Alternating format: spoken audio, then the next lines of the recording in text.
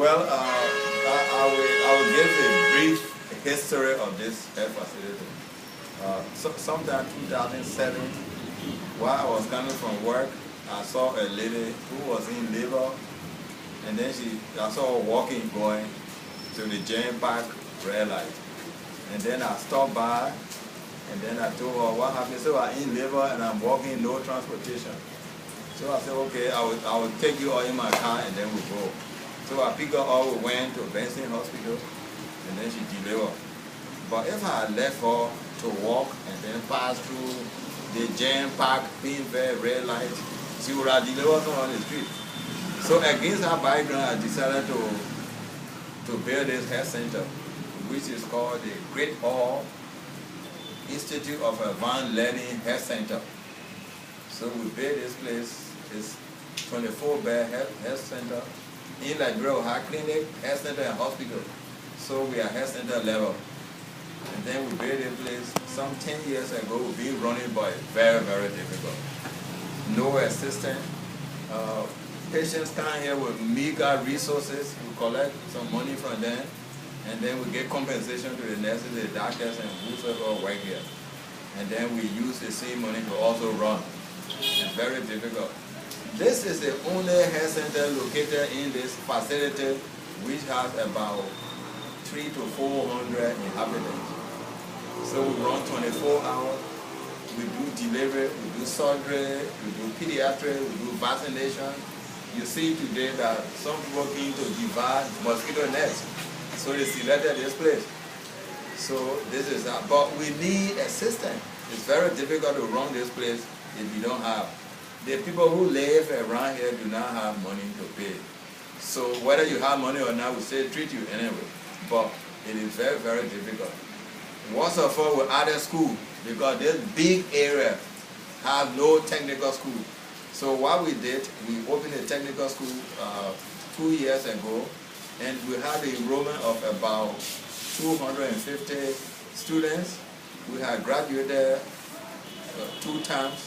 And then those that we train are also working in various health centers. So we're talking about laboratory technician, we're talking about nursing, we're talking about midwife. But the new plan we have is to turn this area to a college. And this area is too large with huge, building. So now we have written the government to give a permit to run this place as a junior college.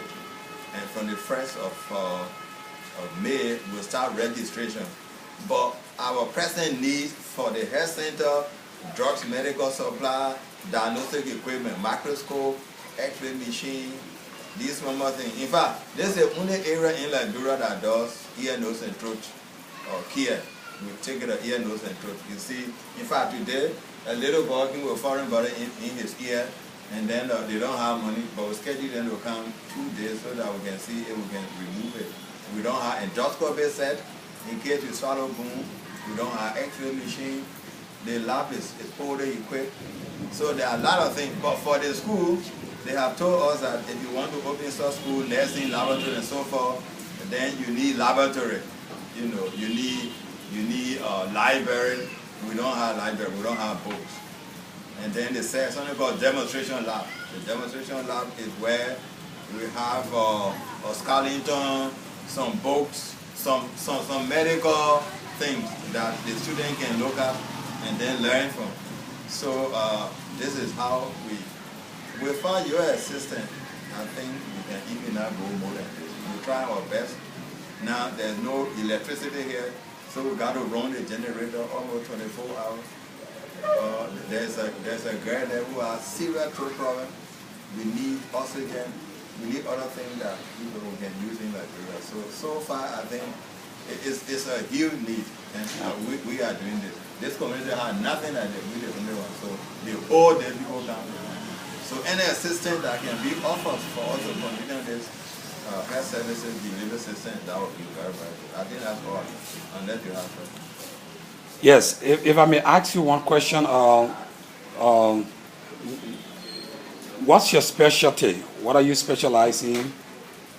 I did biology first, then I did general surgery, then I specialized in ear, nose, and throat. So biology, general medicine, general surgery, then I specialize in ear, nose, and Ear, throat. nose, and I went to school in Britain, so that's where I did my study. I'm the only ear, nose, and throat specialist in Liberia. So I'm taking care of a population of 4.4 million people. But again, people that have money to leave other areas to come here. Yeah. So when they get here, some of them are already dead. So what I'm planning to do is to have an outreach program. Yeah. Rating already an outreach where we'll have maybe ambulance or some vehicle, and then we'll go in the county with audio meter and test the people or test the children in the various schools. This is what I'm doing. And the last time I wrote that project, it was about $190. And since I wrote that project, there has been no assistance. So what I'm doing now, in fact, we have a program over air at 2 FM every morning between 7:30 to 8:30. Through FM, we do that for 1 hour to educate the public on ENT, head-related, situation, and people are really. But again, it's not free. We need money to run that program. So there are a lot of demand.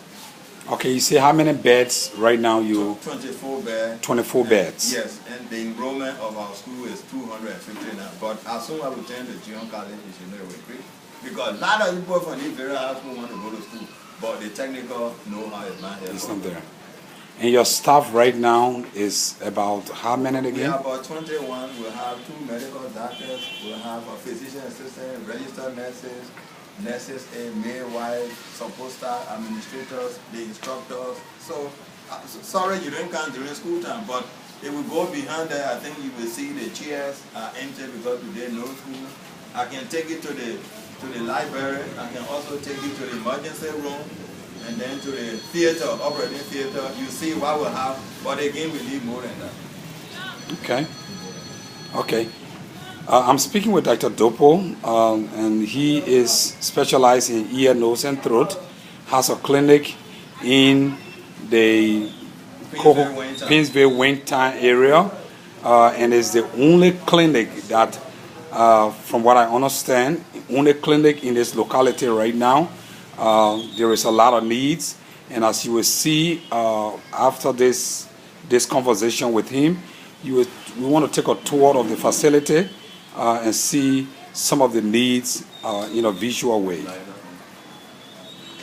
So just follow me as we take a tour to see the facility. As you will notice, there is a dark background, and the reason is because there is no electricity right now. These are some of the problems that we are faced with here in Liberia. And as you see this video, and then your